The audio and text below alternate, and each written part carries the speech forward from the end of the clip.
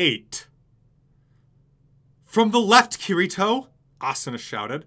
I gritted my teeth and plunged the oar to the left. The Tilnell was maneuverable thanks to its small size, but it had its limits. The turning radius of a gondola at a high speed was twice the length of the boat, a full 30 feet. Required foresight at all times. I rowed with all my strength. A large brown boat plunged into the corner of my vision. Though it was hidden behind the boat spray, the prow was equipped with an enormous ram, and even with its excellent defensive ability, thanks to our choice of fine material, the Tilnell was not likely to emerge unscathed. A forest elf soldier standing at the prow brandished a 10-foot spear. "I've got him!" Kismel shouted from the center of the boat, raising her saber with a brilliant, speedy swing. Her loop of tipped-off spear has plunged towards me. It was worth trusting Kismel's assistance and staying of the course. It ensured that the Tilnell just missed the ram and slipped past the large ship's port side. The enemy ship began to turn, but once we were at the rear of the side, there was nothing they could do. Our foe's defenseless stern came into view as two ships circled around each other. "Asuna! Kismel! Here we go!" "All right, ready!" They crouched and clutched the sides of the ship as we charged at full speed. The fire-bear horns affixed to the Tilnell prow crunched directly into the sturdy Forest Elven ship's sole weak point, its rear end. The red-hot ram split the thin wood and evaporated the water around it, causing an explosion that blew up the rear half of the ship. Even as we used the backward pressure to reverse the Tilnell, the enemy ship began taking on water and sinking from the stern end. The elven forest elves bore aboard the ship were thrown into the lake, screaming, immediately began to swim away. "Yes, that's 2, I crowed. Meanwhile, Asuna shouted on lookout. "Enemy ship to the rear left! They're facing away from us! This is our chance!" "Roger!" I re-gripped the oar, plunged it to the right this time. It was Tuesday, December 27th. Just as the fallen elf General Noltza had proclaimed 5 days later, was right on the money. A small fleet of boats carrying forest elves plunged into the lake around Yosofilis Castle just after noon.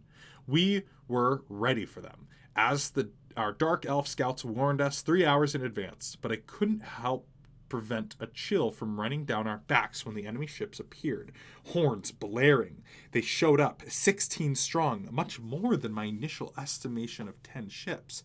That was twice the number of ships the dark elves at Yosofilis Castle. That meant that assuming the ships on either side had the same battle power, our Tilnell had to sink 8 ships on our own. I never expected to experience a large-scale naval battle in Aincrad, but here we were. 2 lines of brown and black ships charging at each other like ancient Greek fleets. The 2 forest elf ships and 1 of the dark elven boats took on holes and sank in the first clash. That left 14 enemy ships against 7. But as roving wild card, the Tilnell had no obligations to line up properly. Instead, I utilized a tactic from the Battle of Salamis and surprised them on their flanks.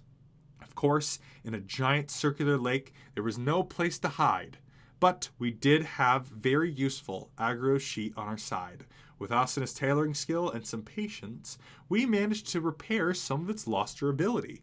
Safety hidden from sight at the east end of the battle, we carefully timed our first strike for the exact moment both sides had stopped and sank the first boat with a perfect blow. After that, things got chaotic. But we had just sunk our second, which meant the forest elves should be down to 12 ships. "Kismel, count the number of surviving ships," I shouted as I rowed frantically. It took all of 2 seconds for her to reply. 6 on a side, 12 for the enemy."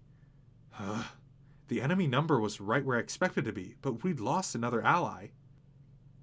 As one might expect from ship hastily cobbled together from wood acquired from dismantled boxes, the forest elf ships had ugly, squarish prows and sterns. They were slower and less maneuverable than dark elves' elegant gondolas, but much sturdier. On top of that, Kismel had feared the dark elf discipline and morale were lower than the enemy's. A few ships were lined up and locked in a furious onboard combat. But more than dark elves were falling to enemy blades and plunging into the water than the other way around. "Valiant warriors of Kalo!" bellowed a large knight who had the look of an enemy commander at the center of a ship bearing a green flag with golden shield and sword. "Send these cowardly dark elves to the sleep at the bottom of the lake. They have allied with humankind and built ships with the purpose of bringing down our castle. Fortunately, their plot was foiled, and we claim their ships for ourselves. We must not miss this opportunity." What? I puzzled that one as I rowed with all my strength. Did the enemy commander just say that dark elves were allied with the humans? Did that mean the dark elves hired humans to build the ships, and the forest elves stole those ships? As far as I knew, this wasn't true. At the very least, I knew the fallen elves had built those ships, and the forest elves were using now at their behest, so I thought. "They've spotted us, Kirito!" Asuna's shout brought me back to the scene unfolding before my eyes. The oarsman of the forest elves ship were aiming for us was attempting to make a right turn as he stared at us. I pushed our oar left and then waited for the right moment to make a sudden right turn, predicting the location the enemy ship would pass through 10 seconds from now. I started rowing madly, with 2 swift strikes faster than the eye could follow. Asuna disarmed 2 enemy spears. The next moment, the Tilnell ram burst through the enemy's rear starboard hull. Kismel had to lean over and pull back Asuna before she fell over with the impact. There was another blast of steam, and the enemy ship was destroyed. That made 3! I ignored the enemy soldiers falling into the water and searched for our next target. On the north side of the lake, where the main fight was taking place, the Dark Elves continued to fall behind. 6 remaining ships were lining up to prevent entrance to the castle and engaging the enemy in hand-to-hand combat.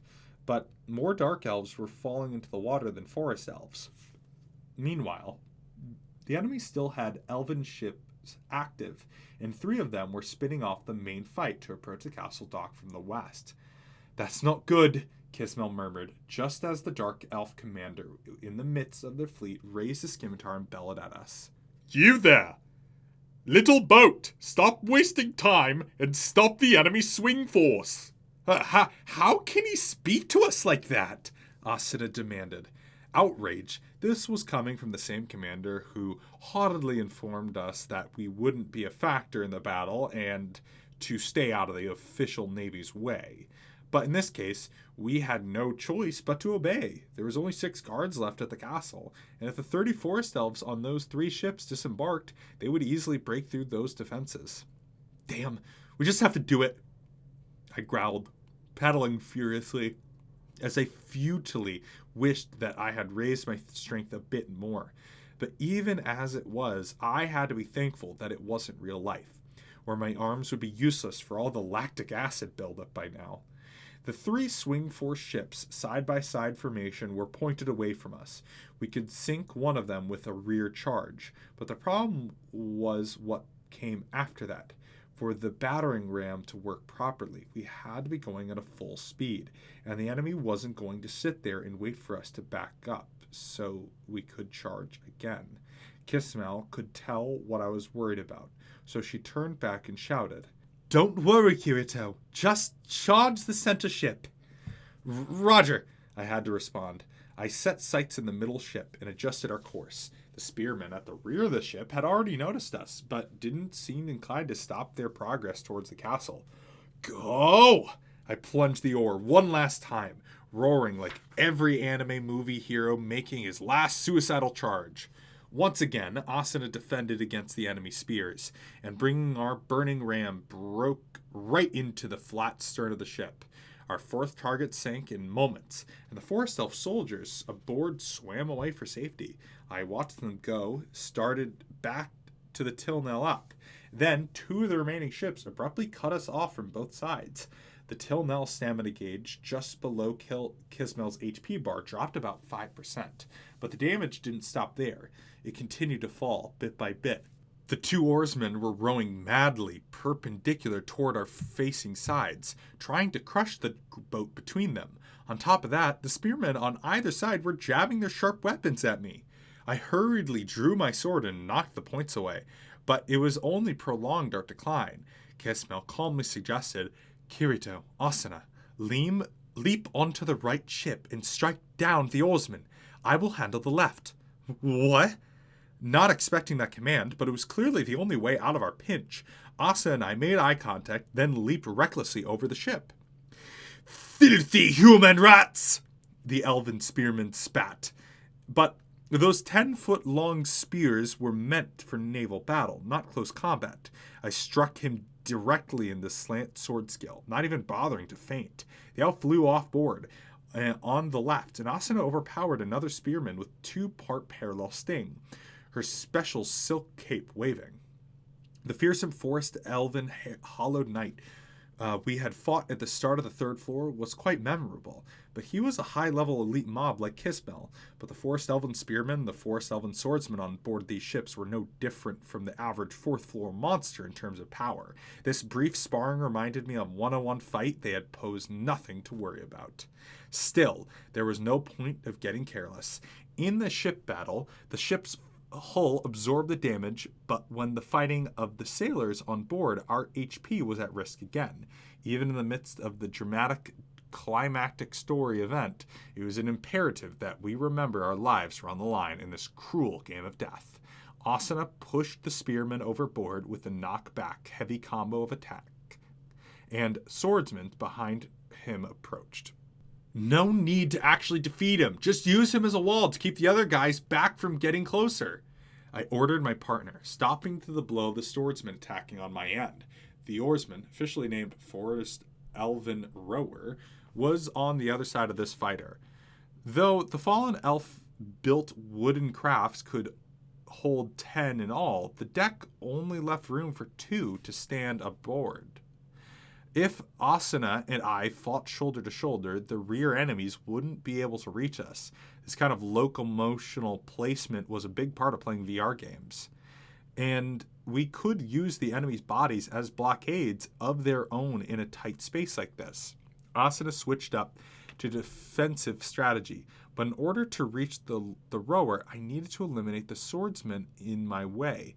There was a big gap in our power levels, so I could easily cut his HP through sheer force, but suddenly I realized that I had an inner desire to avoid killing these forest elven soldiers.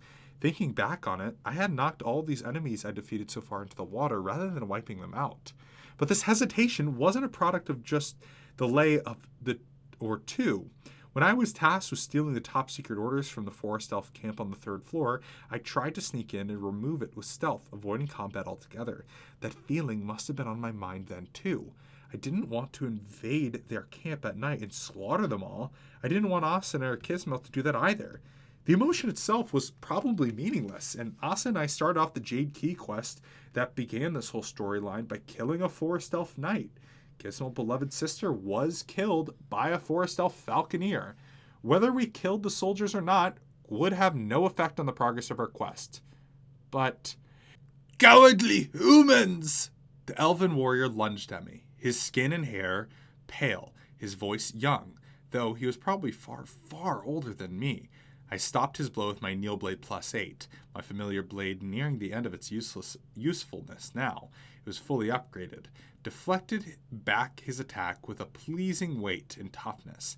Staggered by my deflection, the elf lurched backwards, and I kicked him in the side with a left roundhouse. The martial arts skill Water Moon left a trail of pale light streaming from my foot.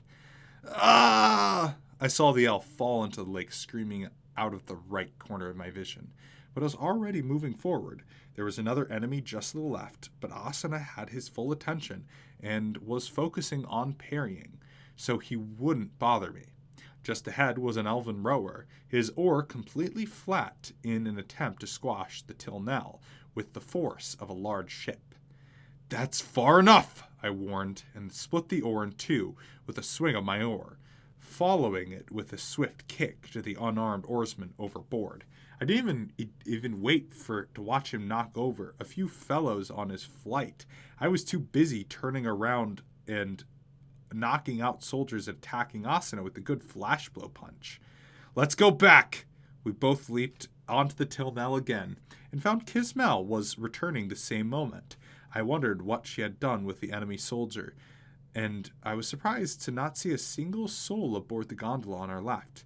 Kismel noticed my stunned silence, and a matter of factly, I knocked them all into the lake with the broken oars. A quick examination of the water around the ship showed a fair amount of splashing indeed, as soldiers swam away for safety. Clearly, the soldiers knocked into the water were following an algorithm that told them to withdraw.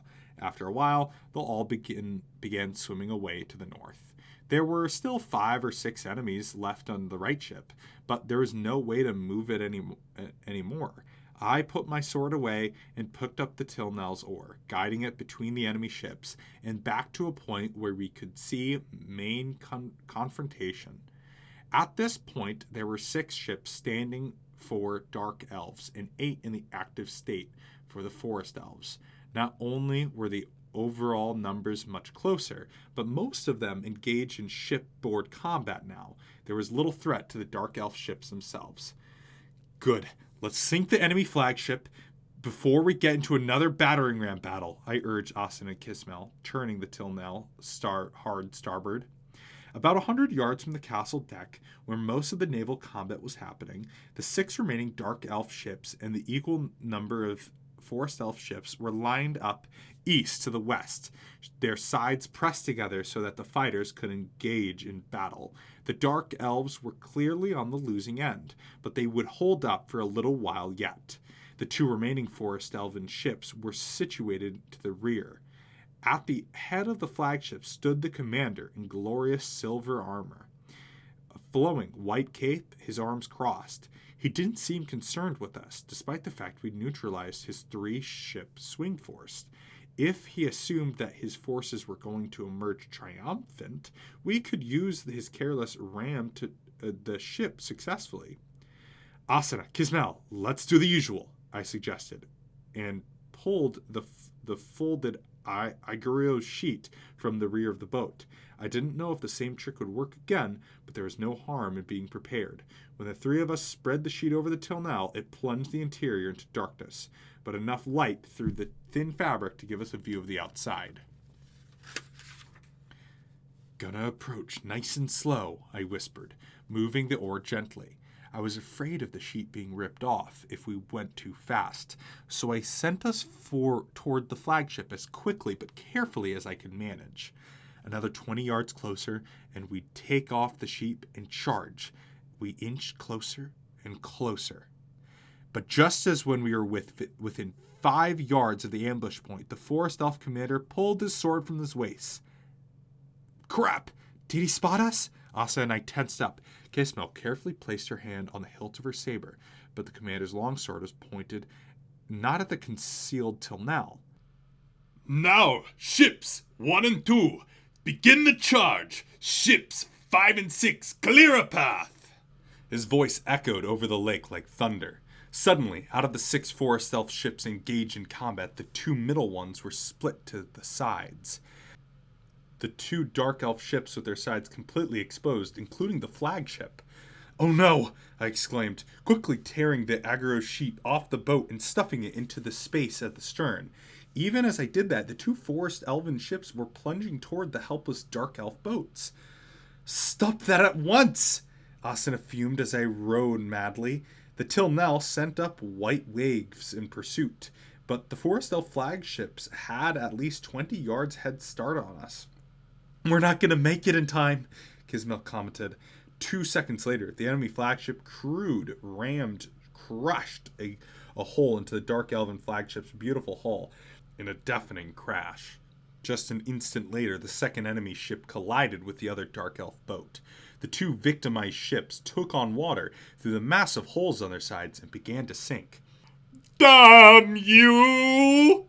The Dark Elf commander roared with sheer loathing as he fell into the water.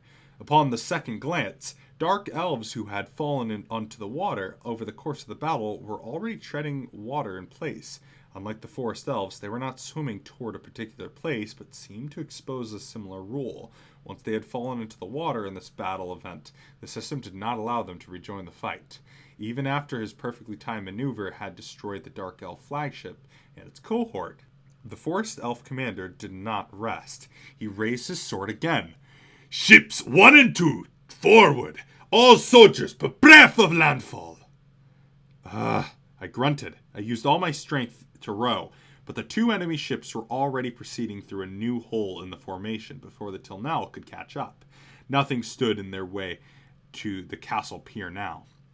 "Damn, we've got to make our way through that hole too," I announced, but the Forest Elf ships had already made their way for their flagships to pass through, were now returning to their positions in the line. The gap grew smaller by the moment, but it was too late for us to pull back now. "Ugh!" I roared, using 120% of my strength to paddle. The tip of the Tilnell was plunged into a tiny space remaining. The keels of the enemy ship and the port of the starboard sides of our boat made contact with an ugly scraping sound. In the upper left, ship's durability gauge dropped from 80% to 70%, but with its expensive material that had cost, Asa and me, our willpower and stamina to collect the best skills of the old man Romolo, the Tilnell priced its way through the blockade of the much larger gondolas and pushed onward. "We're through! You can do it, Kirito!" Asa and Kismel's gave me a second wind of energy and put a snap into my back into rowing. Now that we were moving quickly again, the 2 ships ahead of us were a good 50 yards away. It wasn't clear that we'd been able to catch up to them in time. Under a minute later, my fears were confirmed. The 2 ships were made contact with the dock while we were still 20 yards behind. 20 soldiers, including the commander, leapt onto the dock with a roar. Was a group of just 6 dark elf guards at the castle gate. It seemed they ought to be able to just lock the gates and stay inside, but even those sturdy-looking doors wouldn't last long in these circumstances. "Can't the priest help, Kismel? Do they have magic charms they can cast?" Asuna asked in panic, but the dark elf only shook her head. "I'm afraid the priests stationed at the castle are merely officials with no combat experience. They must be locked up in secret rooms underground, trembling with fear by now." "No." The Asuna bit her lip and kept up my rowing at max power and asked a different question. "What about the Viscount and children? Are they hiding with the priest?" I do not know. After all, Yofil Castle has never fallen since ancient times. I cannot guess what decisions the Viscount will make. Though it was easy to forget, if Asa and I were progressing through the Elf War questline properly, Kismel shouldn't have been present. So unlike the other soldiers here, she wasn't given a specific role in the fight. Therefore, act freely with us. But what about Viscount Yosofilis? He was a master with the rapier, but couldn't be exposed to strong sunlight due to his illness, so he was stuck in the pitch-black office during the daytime.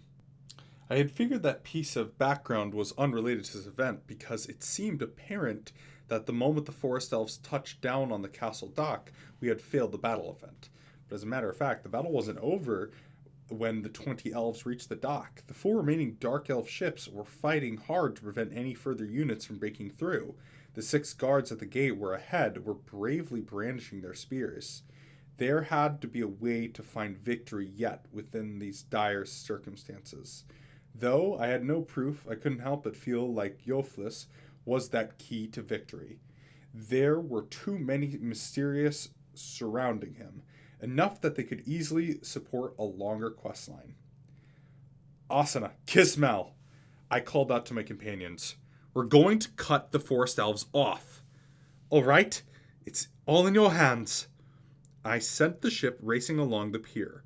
We passed the ranks of advancing elven soldiers and put on the brakes once the Tilnell was just near the castle gate. I leaped onto the pier. No time to drop anchor. The 6 ally spearmen were standing firm before the gate, in a straight line that was wide as the pier. The enemy had formed 3 similar lines of 6, with the commander at the rear and caped swordsmen who appeared to be at his side. I stared at the ranks of marching soldiers with their longswords and shields, and a color cursor popped up. The cursor that popped up was redder than those swords of men and spears we'd fought until now. Their title was Forest Elven Light Warrior, a bit more imposing. It seemed that the soldiers aboard the flagships and its companion vessels were ranked higher than the norm. On the other hand, our castle guards were Dark Elven gatekeepers. I didn't know if that was higher or lower than Light Warrior, but our inferior numbers was apparent. The three of us lined up certainly couldn't block the entire pier, and we couldn't prevent the guards from being overwhelmed by 3 times the number of forest elves. On top of that, the naval battle wouldn't hold out much longer. If the 4 remaining dark elf ships crumbled, the enemy would have reinforcements soon. Did we trust that we could persevere and fight here, or follow my baseless instinct? After an instant of indecision, I made up my mind. You two, hold out here for just 5 minutes. What about you, Kirito? Asuna asked, looking worried. I wasted no time in reassuring her. Don't worry, I'm just going to call for backup. Don't push it, though. If you're in danger, run away for safety at once. I struck their shoulders bracingly and passed between them to run towards the back. As I approached the compact line of dark elf guards, I held the sparkling sigil high in the air. Let me through! The miracle power of the sigil Lysula caused the guards to dart down the center and the gate behind them to crack open just a bit. When rowing the gondolas, I was using all of my strength stat. But now, I let my agility number do the talking and raced through the castle gate in the front garden as the doors rumbled shut behind me. Once I had pushed my way through the castle door, the interior was dead silent. Even the maids and nobles had gone into hiding. If the Viscount himself had evacuated for another location, this was all for nothing. But I couldn't do nothing but trust that it would work out. I raced through the entrance hall, to the great stairs, and up to the top floor. By the time I reached the 5th floor of the castle, one of the 5 minutes I had promised to Asa and Kismel were gone. I took a hard right corner with my body tilted over and saw a great door at the end of the hall. But the guards were no longer there. I put on the brakes just in front of the door, sinking feeling in my chest. My lord, I wish to enter, I shouted. After several endless seconds, the odd voice sounded from behind the door. Come in. I pushed the door open and stepped into the spacious office. As usual, the only light was the tiny lamp on the desk, and I couldn't see where I was stepping. But given that I had passed through here several times in turn and quests, I was familiar enough with it to quickly cross the room and stop before the desk. I ran all the way to the spot on a hunch. I had no idea to say when the moment came. For one thing, the Viscount was not an NPC with a high-functioning AI like Kismel. He probably wouldn't even respond properly unless I used terms that matched his database. And yet, before I could even speak, his calm voice sounded from darkness beyond the lamp. It seems the battle is going poorly. I nodded and explained the situation. Yes, my lord. 4 of our ships have been sunk, including the flagship, and the enemy forces are on the castle pier. I see. Then it's only a matter of time until the enemy reaches this point. At this rate, it could be 15 minutes. Then I shall wait for them here. Warrior of humankind, your assistance is appreciated. Take your companions and leave this castle. 2 minutes had passed. If I was going to keep my promise to Asuna, I had to be out of this room and headed downstairs within another 2 minutes. I clenched my fist, trying to quell my rising panic. From the very start, the Dark Elven morale has been inferior to those of the Forest Elves. I believe this stems from a lack of their true battle commander. Ah, and who would their true commander be? You, my lord. I thought I detected a self-deprecating smile at my blunt answer, but that could have been my imagination. His right hand extended from the darkness and tapped the back wood desk twice. I'm afraid that's not possible. It might be hard for a young human like you to understand, but if you fight eternally, defeat is guaranteed to arrive eventually. If Yofil Castle is fated to fall today, and I to the enemy blades, then such guidance of the holy tree. The people of Lysula must accept that fate. There was such deep resignation in his sonorous voice that I could not believe it was a pre-written line of dialogue. I unclenched my balled fist and stretched the fingers, then clenched them again with all my strength. My lord, your soldiers are fighting now. They must be waiting to hear the voice of their liege. Kismel explained your illness to me. If you're going to wait for death in the darkness, why not venture outside so that you could deliver that final message to your guards? I expected my plea to go in vain. I must have missed some kind of quest related to the Viscount's illness. Maybe if I'd completed it, we could have overcome his aversion to powerful light and gloriously led the Dark Elven troops into battle, rather than leaving it to the haughty, useless commander. As I expected, the castle master had no response for quite some time. When the 3-minute mark had passed, I realized my instincts were wrong and started to turn and leave the room. But then, young human, answer just one question. I turned to see the golden question mark was floating in the darkness, and some kind of quest had just begun. As I held my breath, I felt clear, a colorless gaze with a hidden strength that pierced my soul. Why would you lend your aid to the people of Lysula and not Kealo? It was such a simple question. They had no immediate answer. Telling him that it was because we were playing in the Dark Elf faction of the campaign wasn't a real answer. When I faced with the opening Jade Key quest on the 3rd floor, Asa and I chose the Dark Elf champion Kismel without much debate. It was because I had done it in the beta. At the core, it was all came down to. At first, I didn't have a real reason. I started to explain, no plan or certainty in mind. But that's not true anymore. Both I and Asuna love Kismel, so I want to help her protect her people and her nation. Another long silence filled the darkness of the chamber. Later, much, much later, I learned that the program that controlled the sword art online was able to monitor the emotions and mental states of its players. In other words, if I had lied to flatter Viscount Yosofilis, the system would have seen that and possibly failed the quests. When she heard that, Asuna beamed and said, "It's a good thing you answered honestly, because you've always been a terrible liar." Just before the timer hit 4 minutes, the golden quest marker disappeared without a sound. There was no little bleep to signal it had been completed.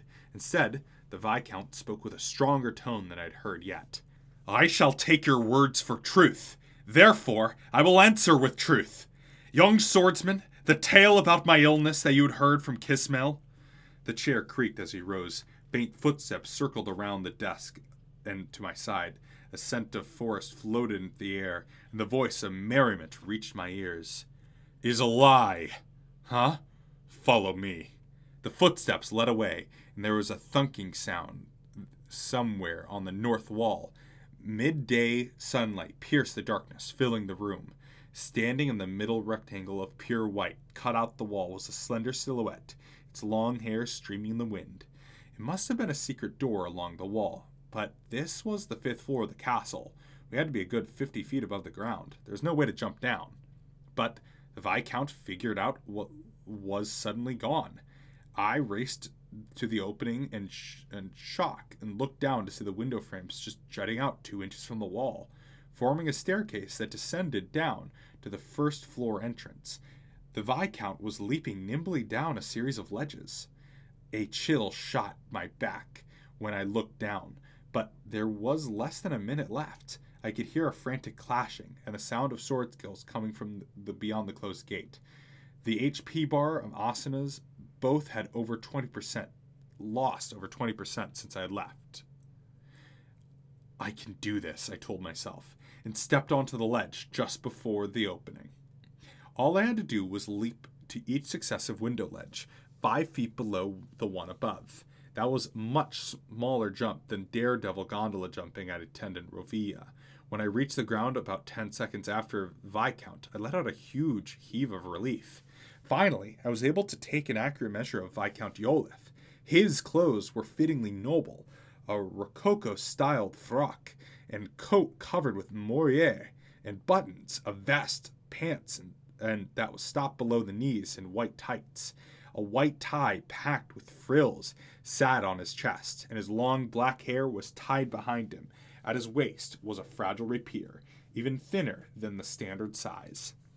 The Viscount raised a white gloved hand and brushed the left side of his face, where I couldn't see it. When he turned to face me, and I saw his face in full, I forgot my panic about the situation for a moment and stared in shock. An old vertical scar across his beautiful features, which just looked a bit older than Kismel's. The scar ran from his hairline to his chin, clearly the result of a sharp blade. Yosofilis fixed me with a stare of his remaining green-gray eye, sardonic twists on his cheek, which was rather light-skinned for a dark elf. This scar is the greatest shame in a long life of regrets. I have hidden it in the darkness for many years, hoping to spare my children from inheriting its disgrace. But it seems that time has come for me to expose it to humankind. Sorry, I stammered, looking away. The Viscount chuckled. No need to apologize. Perhaps I made a fool of myself by trying so hard to hide my shame. Let us go where my soldiers and your friends are fighting. His short boots clicked, and the Viscount began striding toward the closed gate. As he walked, he raised his hand and shouted, "Open!" The giant doors began to rumble open. Just as the sub-window I'd left open in the lower right corner, and my vision hit 5 minutes. Of the 18 Forest Elf warriors on the pier, excluding the commander and his aide, only 10 were left. But the defending Dark Elf spearmen had been halved from 6 to 3. Asana and Kilsmel were fighting their hardest to make up the difference. But that rapier, a thrust-only weapon, had limited ability to hit multiple targets. No sooner had the thought crossed my mind than one of the Forest Elves broke through the horizontal blockade. I drew my sword and intercepted him, overpowering the elf with our hilts clashing. Once I'd pushed my way up to next to Asana, I shouted an apology. "Sorry I took a little longer. We're fine, but the ships..." I looked far ahead at the naval battle and saw 4 Dark Elf ships were still afloat, but the crew of each was down to 3 or 4. Once that line of defense was broken, we would at least have 50 fresh foes descending upon the dock. "How'd it go with you, Kirito?" she asked. For an instant, I wasn't sure what to say. Ultimately, I didn't need to say anything. A voice, like bracing wind, blowing across the lake, rang out behind our backs. "I am Knight of Lysulia and Master of Castle Yofel, Lyshren Zed Yosofilis." Kismel gasped from the other side of Asana, but she kept fighting without turning around. The slick ringing of the blade was undoubtedly the sound of Yosofilis drawing his blade. He shouted again, "Warriors of Lysulia, I apologize for my long absence and to beseech your strength. The future of our kingdom rests on this battle. For the sake of the queen, friend, and family, stand strong and fight with me." For just a moment, the clashing and roaring of battle died out. The silence fell upon the lake. It was broken by a roar of such incredible volume that it seemed to be rising from the very depths of the 4th floor. The soldiers on the dock on the ships and even the floating water all raised their swords and fists as they bellowed. Ripples formed in placid lake, melding together into large waves that spread outward. A bracing sound effect hid my ears, and I instinctively looked up to my left to a number of new icons above our HP bar readouts. The upward arrow over the sword mark meant increased attack buff. The arrow over the shield meant increased defense. The yellow explosion mark was an increased knockback buff. The 4-leaf clover was a bonus luck buff. If these bonuses had been granted to every Dark Elf in the battle, Viscount Yosofilis' presence was worthy of worship, but we couldn't afford to waste a second of precious boosts. "Yeah!" I cheered, and swiped the flat sword of skill horizontal before me. The enemy Forest Elf was knocked clear into the lake by increased knockback effect. Asana and Kismel overpowered their foes, likewise, and we pushed forward. "Have no fear! The addition of one measly castle lord does not affect our advantage!" yelled the Forest Elf commander from the rear of his troop formation. He drew his large longsword and pointed it forward. The remaining 6 enemies before us lined up in a row and raised their swords high in the exact same motion. The steel blades took a faint glow, and they're going to unleash the same sword skill all at the same time. Probably the vertical slash skill. Even a basic sword skill could be deadly if they were all swung at the same time. Our only defense was countering with the same attack, but all of 6 of us. I had a longsword, Asuna had a rapier, Akismo had a saber. These 3 spears in the guards. It would be nearly impossible timed different weapon skills. Suddenly, Commander issued from the rear. "Evade to the side!" My body moved without thinking. Me and Asuna, one guard, went to the right, while Kismel and the other 2 guards went to the left, all standing at the very lip of the pier. The enemy warriors' heads stomped the stone dock. Their 6 swords plunged downward with blue lines. I raised my sword valiantly to defend, but even if I blocked it, the force would knock me into the water. But my fear did not come to pass. A giant spear, blinding white light, shot past us at phenomenal speed. It split our ranks like a comet and plunged into the 6 swordsmen's mid-swing. All 6 of them were thrown into the air with a powerful flash of light and a shockwave. They spun and flew, falling 3 each into the water on either side of the pier.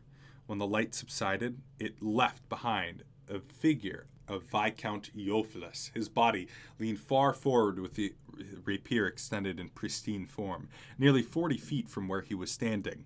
"What? That sword skill?" Asuna breathed. All I could do was nod quickly. I'd never seen that move before in Aincrad, even in the beta test. But I had seen a video of that effect name on the official site just before the game launched. It was a great thrust attack in the rapier category, flashing penetrator. We had barely any time to register the shock, however. The ultra-high level attack had considerable delay effect, leaving the Viscount immobile as the enemy commander stared with rage. "Let's go, Asuna!" I cried, leaping forward, and dashed past the kneeling Viscount to intercept the White Knight.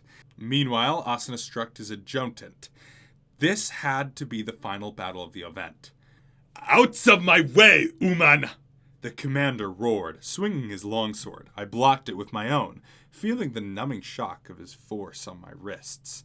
It was so fast and heavy, even with all my buffs, it would be very hard to knock this foe into the water. The cursor identified him as Forest Elven Inferior Knight.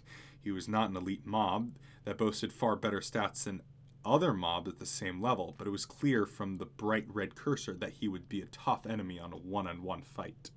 I couldn't turn back now, or what I said to the Viscount would become a lie.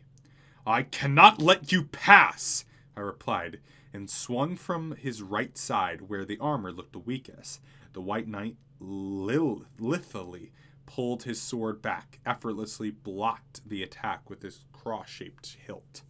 The series of slashes he delivered next had to be parried or sidestepped, while his stout defense was enough to block my responses. As for my right side, Asuna was having a similar trouble getting through the highly armored Forest Elven heavy warrior. Despite this, Kismel and Yosofilis showed no sign of coming to our aid. Even in the naval battle, these soldiers both sides had stopped fighting to watch twin duels on the pier. Even I struggled in the fierce battle. A part of my mind began to piece together the answer to the fundamental question I had about the Elf War campaign. The Dark Elves claimed that when 6 keys came together and the door to the sanctuary opened, the floating castle of Aincrad would come to ruin. Meanwhile, the Forest Elves believed that all floors in Aincrad would return to Earth where they belong. I didn't think that either case was actually going to come true.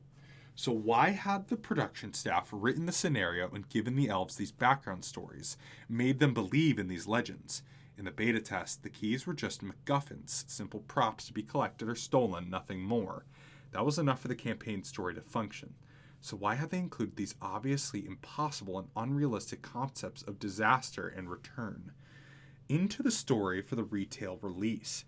In fact, had the real-life staff actually written this scenario? Just as bizarre as nonsensical the question floated through my head, the enemy knight I slashed at the same time. Our hilts locked and gritted and pushed back against the pressure. My blade was creaking. Boy, why does humans fight for the sake of the Dark Elves? Came the question from the knight's appropriately ornate helmet. Just a few minutes ago, Yosofilis asked me the exact same question. Well, my answer about affection for Kismel meant nothing here. I had the feeling that this was being asked not from me personally, but me as a respective for all players who choose this particular faction, the campaign quest. Compelling, this campaign quest was not a requirement for beating and escaping the world of SAO. Sure, considerable experience in coal had and items were available for doing it, but those things were also given for doing standalone quests, and strictly in terms of efficiency, it would be much more possible to hunt at particular active monster spots than get bogged down in time-consuming story-heavy quest lines. That was probably the main reason why the DKB and the ALS decided to put off the campaign for now. But neither I nor Asuna had given any thought to casting the questline aside. We had our personal reasons, our promise to Kismel, but there was another motive, one a bit more nebulous. A small cracking sound cut the spark introducing interior section of our swords. As though prompted by a faint sound, I shouted, "Because I think the war between the elves is wrong." Even I didn't know why I said it. If I truly felt that way, it would be a contradiction to take one side and battle the other. On the other hand, I knew it was truly what I believed. "Nonsense!" The knight barked in a voice like steel. Maybe he was programmed to react that way no matter what answer I gave, but I felt like there was a true, cognizant anger in his face. "Since ancient times, the people of Kela have shed unending blood in our battles against the Dark Elves, all for the sake of releasing the lives trapped in this empty, meaningless prison. And our sacred duty will not be stopped by the likes of a foolish child such as you." A shockwave seemed to rip through the knight's tall body. My kneel blade was suddenly knocked backward by the enemy's sword. "Ugh!" The white knight bellowed in my right ear. I heard Asuna call my name. The 4 buff icons that Viscount were now blinking. Gah! I gritted my teeth and tried to hold my ground. The enemy's longsword took a clear silver glow high into the air. It was a sword skill, a 3-part combo, sharp nail. It was too late to cancel out the attack with one of my own, and I wasn't in a position to evade with a sidestep. All I could do was defend with my sword. But a normal block would result in my sword being knocked aside on the first blow, leaving me open to the second and third. I only had one remaining option. With my feet firmly planted, I held my anneal blade above my head. With my left hand, I supported the tip of the sword as it lay horizontal. This was a weapon defense called a 2-handed block, but its maximum defense value came with its own risk. The first sharp nail hit landed toward the end of my anneal blade, sending up a shower of sparks. The clash pierced my ears, but the vibration in my hands gave me the same creaking, cracking sensation that I felt earlier. The 2-handed block used the free hand to support the sword, which meant that any attack being defended naturally landed on the flat of the sword, rather than the blade edge. That caused over twice the amount of damage to the weapon durability than the normal way. On top of that, there was a small chance of the weapon being broken, regardless of the durability number. "Stay strong!" I willed my beloved sword as I caught the knight's second swing. Once again, I got that nasty sensation in my palm. The +8 points on my anneal blade went from 4 sharpness to 4 durability, meaning that its toughness against stress was now much higher than its initial value. I'd kept up on routine maintenance, of course. I'd visited NPC blacksmiths for upkeep in both Revia and Yofel Castle recently. But it was true that I'd put that sword through hell since earning it in my very first quest on the first floor. There was no data to suggest the length of use had any effect on the durability stat, but it certainly felt like the White Knight's sword skill were terribly damaging to my weapon. The idea popped into my head to catch the third blow with my arm, pull back, and leave the rest to Kismel as a means of saving my weapon, but instead I summoned up all my willpower and held it aloft. Just before the naval battle began, this elven commander had announced the Dark Elves were working with the humans to build ships and bring down the Forest Elf castle, but the plan had failed and the ships fell into the Forest Elves' hands. That had to be a mistake. If the commander was just lying to his subordinates, that would mean he was working on incorrect intelligence. But who fed it to him? The higher-ups among the elves or the fallen? The case of the former, the forest elves and the fallen elves were working together, as we'd been thinking thus far. But in the latter case, that meant the dark elves and the forest elves were being misled by the fallen. I had this thought in order to find out the truth. Ha! The third and final blow of sharp nail attack descended for the third time. I caught the blow on the flat of my anneal blade. Ching! A small chunk of the blade cracked loose, but the sword held. A message log bottomed left of my view announced that my one-handed sword skill proficiency had reached 150. An image of sword skill detail list flashed into my mind. So familiar from starting it endlessly back since the start of the beta. I knew there were 2 moves that became available at skill level 150. Ha! The white knight fell into a post-attack delay, and I took a heavy step forward. My right arm moved of its own accord, holding my sword perfectly level, the 4-part sword skill horizontal square. The blade took a deep, pure sky blue glow. The sword drawn back to the right and turned into a streak of light that bit deeply into the enemy's breastplate. The knight stumbled backward and overwhelmed by bright flash and shock of impact. My swords bounced back and held still at my left side. For an instant, there was another flash, and the combination of system assistance and forward leap ripped the sword from left to right. It was another level strike, much shallower than the previous, clipping the target's garter and left shoulder. Thanks to the help of my still active buff, it knocked the knight further back. The force of my second blow sent my body spinning clockwise, and the sword ended up on my left flank. Ah! I leapt hard off my right foot. The tip of the anneal blade sliced into the enemy's chest again, shattering the thick metal breastplate. It caught his flesh behind it, sending up a spray of little red particles meant to resemble blood. Ah! The white knight grunted. He tried to hold up his sword for another attack, but my skill wasn't done yet. The last swipe of horizontal square was a forehand from the right that had completed a glowing square of light that expanded outward. Rah!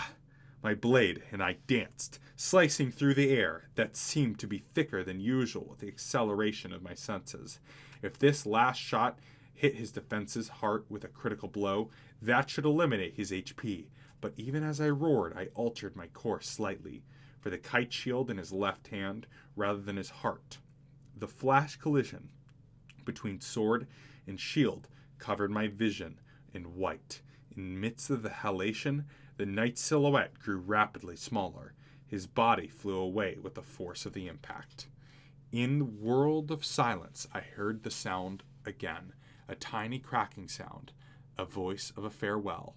About 8 inches from the tip of the anneal blade +8, the metal splintered, shooting out fragile shards that melted into air like ice.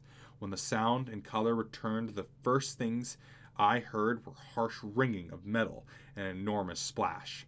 The forest elven inferior knight had plunged into the water over 30 feet away, his longsword, the only part of him remaining, on the pier.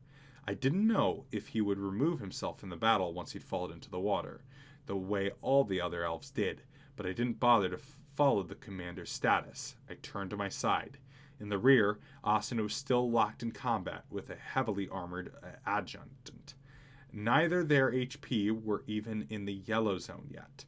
I put the half-shattered anneal blade into my back sheath and called out, "Asuna, switch!"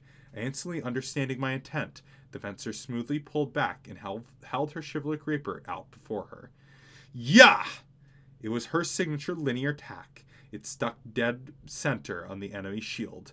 Though it was a basic move, the combination of Asuna's skill proficiency, weapon stats, and force boost from her forward step, and a last second of the Viscount's buff effects all combined to blast the forest elven heavily armed warrior considered bulk backwards. Naturally, Asuna was put into a significant delay herself at having her sword skill successfully defended, but it was there to charge the adjunct and take advantage of the instant standstill.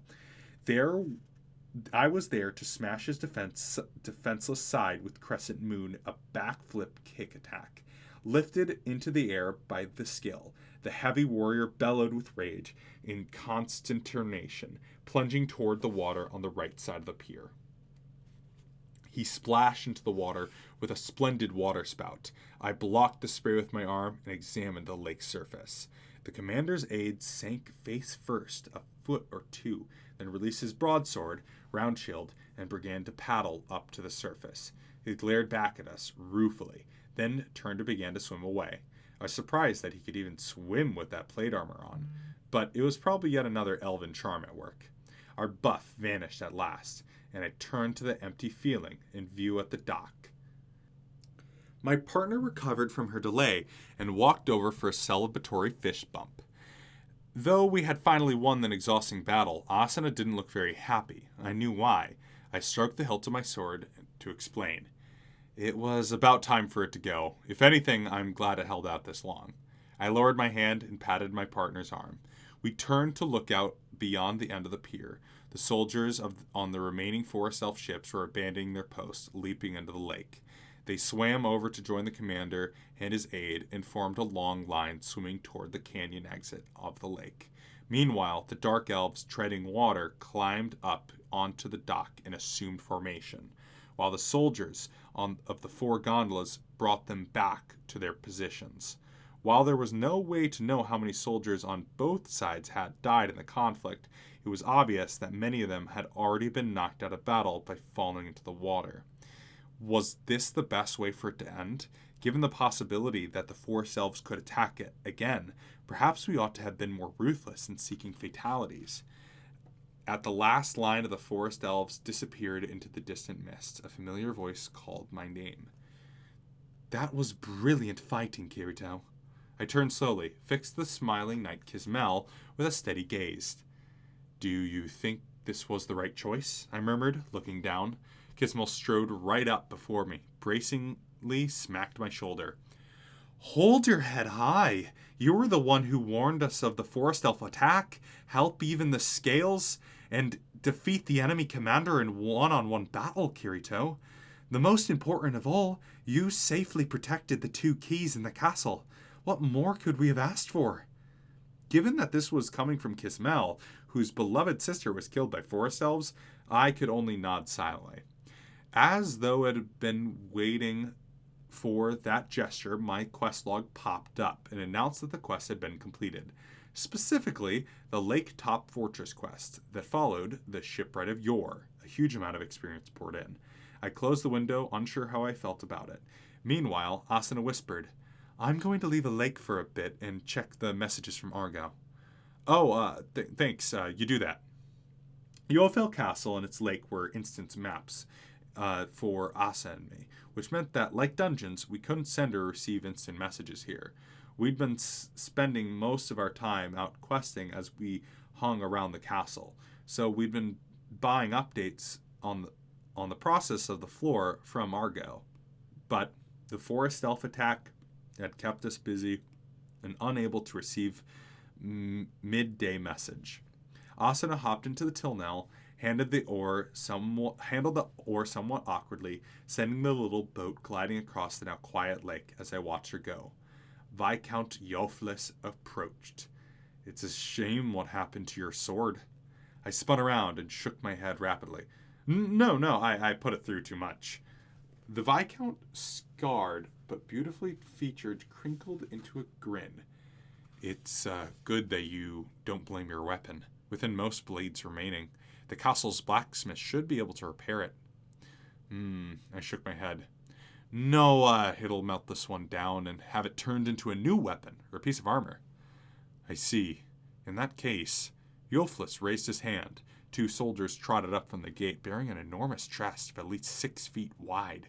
They lowered the heavy-looking chest next to their master and bowed before running back to resume their places among the troop formations.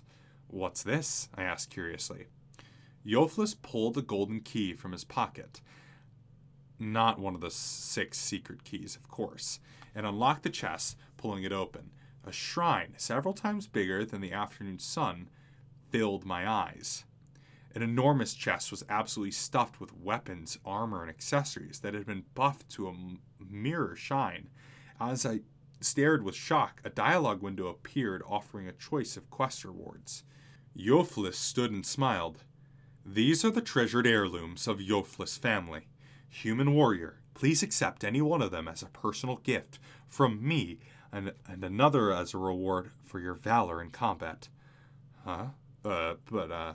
The Viscount's stunning generosity completely obliterated the leftover gloom shrouding my mind after I hadn't been able to finish off the Forest Elf Knight. Two? Are you sure? Of course. For me and my partner, 2 each, naturally. Thank you, my lord. I excitedly gave the Dark Elf a salute, to which Kismel smiled and rolled her eyes. But I couldn't be blamed for my reaction. Countless times I'd greeted with quest reward options, and thought, if only I could pick 2. It was a credit to my phenomenal self-control that I hadn't thrust my fists into the air and screamed with triumph.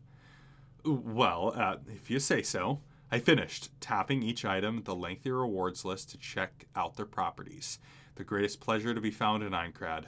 5 minutes later, if only I could pick 3. I was agonizing over which one to pick when I heard a loud splash next to me. It was Asuna dropping the anchor of the Tilnell as she returned. I looked up from the list and beckoned to my partner. Hey Asuna, check it out! We've got 2 this time, 2! Her face was grave as she leapt onto the pier and raced over. I couldn't blame her. 2 was a serious news. And not 2 between the both of us. I mean 2 each. Enough about tutus, Kirito, she yelled, sparks flying from her boots with the impact of her sliding stop. She grabbed my shoulder and sucked in a deep breath. This is important. They just left already. Who did? Who do you think? The floor boss raid. What?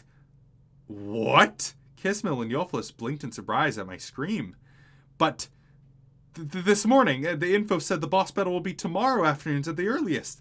That's right, but they found the boss chamber earlier than expected this morning, and they scouted it already. So they took a break at the nearby village, resupplied, and they decided that they should just get on with the battle already this afternoon. You don't have to elaborate on who said that one, I groaned, summoning my mental image of the 4th floor boss map. Yosofilis Castle was in the lower right of the circular map, to the southeast, and the Forest Elf's castle was on the plateau to the southwest, and the Labyrinth Tower was just between the two, at the very southern tip of the floor. The nearest village to the tower was barely a few hundred yards away, as I remembered it, and the layout of Labyrinth was quite simple on this floor. If they had already had the route to the boss chamber mapped out, it would take 1.5 hours to get there from town. Do you know when the exact time the raid left? I demanded. Asuna looked back at her messages. 55 minutes ago. Then they're already at the tower now. Guess we have no choice but to leave it to them this time. Yeah, maybe you're right. With the quick pace that DKB and ALS are making, I was sure that they could defeat the boss at a first glance without suffering any casualties. I just had to swallow my concerns in this case. Meanwhile, Kismel approached the 2 of us. Kirito, Asuna, will you be challenging the Guardian of the Pillar of Heavens? Yeah, but it seems that our other companions have already been climbing the tower. A faint shadow fell over her face. I see. If you trust them, then there's no reason to worry. But, from what I understand, the beast of this floor... She trailed off. The Viscount filled in for her. We only know based on legend, but it is said that the guardian beast who lurks in the tower of this floor wields some eerie power. Eerie power, I wondered. The floor boss we fought in the beta was known as a hippogriff, half eagle, half horse, and its beak was powerful. But it was an internal chamber with a ceiling, and it had wings. Wings could do was cause wind. I didn't remember such a challenge of any kind being a especially eerie power, but the next moment I was reminded my knowledge of the beta meant nothing anymore. The guardian beast of this floor is called the hippocampus, a cross between a horse and a fish. It causes water to spring from even the driest of earth and can flood one's feet from beneath him, Yosofilis announced, then added, any who might fight the beast will need a charm to float on the water, it is said. Asa and I held our breaths. If we interpret his words directly, the hippogriff turned hippocampus had the ability to fill the entire boss chamber with water. Therefore, we needed means to float, but there was no way Cabal and Lind would have their men hauled in gondolas by hand up that tower. The system wouldn't even allow us to do that. What struck me as even worse was the possibility in order for that room to fill with water, there must be no leaks, meaning that they might force the exits shut. If an inescapable boss chamber filled with water, the entire raid would be wiped out. We need to send them a message, Asuna shouted, racing for the Tilnell. I quickly stopped her. No, the message won't reach the players inside the labyrinth. What should we do then? We have to go ourselves. If we're lucky, at least half the raid members will still have their inner tube from the trip in the main city. As long as they can hold out with those, we'll have time to reach the chamber and open the door from the outside. I chose not to mention what would happen if we couldn't open the door from the outside. It was too disastrous of a possibility and didn't want to believe that they'd be set up with such a lethal trap so close to the beginning of the game. Asa's reaction was quick. She nodded with conviction and turned to Kismel. I'm sorry, Kismel. We need to go, but we'll be back, I swear. But the dark elf knight's shoulders simply shrugged. Her expression was one of affront. What do you call this, humans? Being distant? I will join you, of course. What? Both Asa and I uttered simultaneously, but that surprise was nothing compared to the shock that came 2 seconds after. And so shall I, proclaimed his lordship Viscount Yosofilis, master of Yofel Castle, as though it were perfectly ordinary. Asa and I stared at him. What? To fill my broken anneal blade +8, I called upon the services of the longsword the forest elf commander left on the pier. Asa and I headed out into the lake of the large dark elven gondola, not the Tilnell, leaving the selection quest rewards as a treat for afterwards, and Viscount and Kismel and 2 other stout guards. We had a full party of 6. With the soldiers managing the oars, the gondola raced through the empty lake and plunged into the canyon. A single terrific blow from its battering ram was enough to take care of any aquatic monsters in our way. When we reached the branch of the river, we headed south. Every time I took a look at the labyrinth tower that stretched up to the floor, I was overwhelmed by the scale. But as representative of humanity's presence in the impassive Kismel and Yosofilis, I couldn't afford to show fear. We raced up, a brief path from the end of the canyon up to the foot of the tower. Argo was there at the entrance, ready with the map data. While her face went pale when she saw the cursors of the dark elves, she valiantly announced that she would join us. We never stopped running, even inside the tower. The raid party ahead of us had cleared out nearly all the monsters on the way, and the few we saw we dispatched instantly by the Viscount. Sadly, unlike Kismel, Viscount Yosofilis never actually officially joined our party. If we had, then we could have learned what his level was. But perhaps that was something I didn't really want to know. After all, depending on our choices in the campaign, there was a possibility that we might have fought him instead. After a mad rush, we reached the entrance to the boss chamber, just 45 minutes after leaving the lake. That meant that we were just 10 minutes behind the raid. The thick granite doors were shut tight, and through the narrow gap where the doors met trickled a tiny stream of water. Kirito! Asuna cried. I nodded, and we leapt the doors. I forced dark elves behind us, then gripped the rusty handle with both hands, braced my feet, and pulled with all my strength. But ultimately, there was no need to have pulled with much force. The giant doors were just barely holding put against the enormous pressure from inside, and they burst open instantly. I pulled. Whoa! A shout came from, not me, from Asuna, or the 4 dark elves, or even Argo. Along the wave of water rushing through the dark elves came a large shaven-head man with an axe, agile. He slid into the corridor on his belly and looked up at me, trying to get a smile across his lips. Hey, you showed up. So, did you get flooded? I pushed against the current and helped him up. More and more players washed out after Agile, but they were being caught up by the fence surrounding the circular hall before the boss chamber. The water passed through the fence and drained down the stairs in the waterfall. Yeah, I told them I might be trouble, since the boss looked different than what the strategy guide said. Agile grumbled.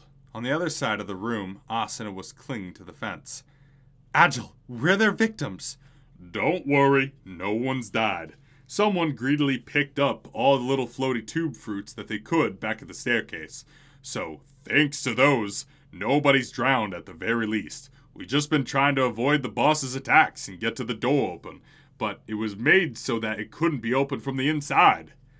Yeah, I see. Meanwhile, all the water that had filled the boss chamber had drained away. Nearly all 40 players wearing the inner tubes were piled up in the front hall, groaning and moaning.